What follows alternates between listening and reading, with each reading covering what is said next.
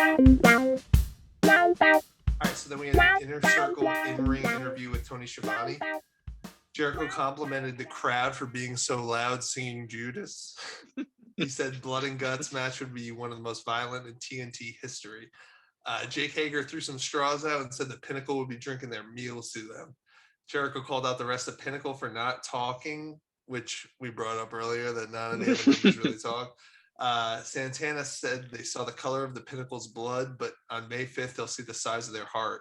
Jericho claimed he doesn't believe MJF's promos. It's like he's reading lines. Then Jericho did a really poor show tune mocking MJF. Jericho said next week, both factions would go face to face and discuss battle plans. And then on May 5th, Inner Circle will own their ass.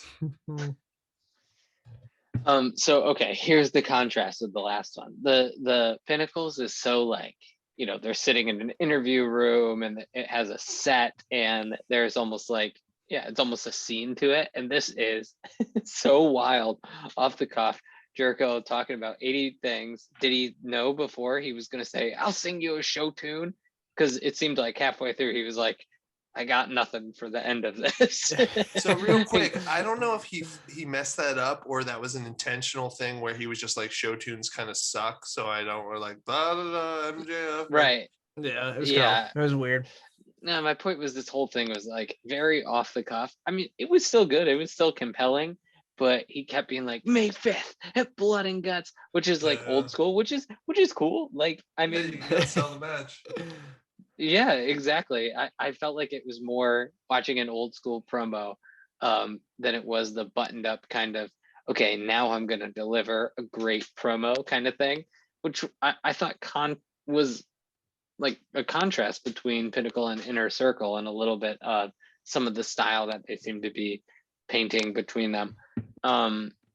Yeah, it was cool to me. I mean, like, it was compelling. I'm excited to see them in the ring together, drawing up the rules, like what that's gonna look like. But yeah, they're medieval times.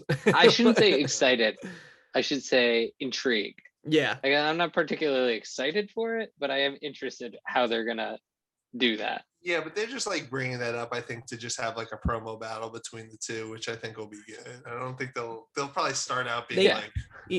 You know why? They need a reason for them to jab at each other without getting physical. So this is like kind of the perfect thing, as in like, we're going to parlay make the rules. Cause it's just like, if they say something that really pisses you off, like in the grand scheme of things, it's pro wrestling, you would want to just run in and just attack them. And then if you have the numbers as in it, like, why wouldn't it result in a brawl each and every time? But that's going to get really boring. So I could see why they're creating this.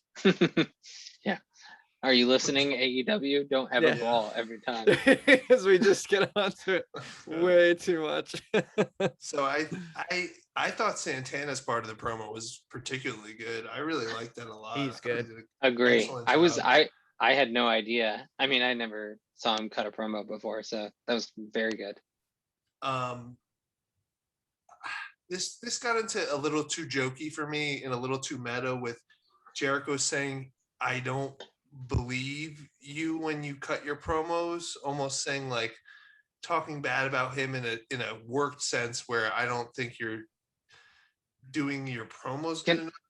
It could be like you have more bark than your bite when you do your promos. But real quick, MJF is one of the most believable promos in the game, so I completely disagree with him. Yeah. So that doesn't ring true at all. So I just watched this randomly YouTube clip of Jericho on Tough Enough and in a promo class on Tough Enough. And it was what he said about MJF is exactly what he says to some of the people on the Tough Enough thing. Like, oh, I don't believe you. I don't think that you mean this. Well, and right. That's 100% a great criticism for like someone who's doing a reality show, but for someone who's already on the actual wrestling show, stop pulling, like, even let's even like, if we're gonna really critique it, you pivot it just a bit. Like, I don't think you believed that. Like, that's the better thing to say. Like, you're trying to talk but yourself. Do you really think that? Yeah. Exactly. And that's why I think this was like kind of, he goes, I'm gonna just go out and deliver it. You know, we're gonna see where this goes. Sorry, go ahead, Chris. No, I'm just saying, like, his jokes were odd. Like at the beginning of this stuff, like I could tell, like he brought it home at the end. Like he is like a pro's pro, as in like I think he can tell, as in like, all right, this stuff is getting like kind of too odd. And then he just started cutting off something that was just really not the same vibe it was at the beginning of the promo. At the end of the promo, he started just like going off saying like, you know, we're gonna kick your ass and do all this stuff. I'm like, oh, that was way better than like, I don't know what the hell that show tune was. I was just like, this makes no sense. Yeah. This is very weird. We just be like we got Jake Hager. He's a cage fighter. We're gonna be in a cage. He'll kick your ass. He's undefeated. Like different thing, like tout up his guys or something. I don't know. It wasn't bad, but it was just like a little too silly. Yeah, it was just weird. Mm-hmm.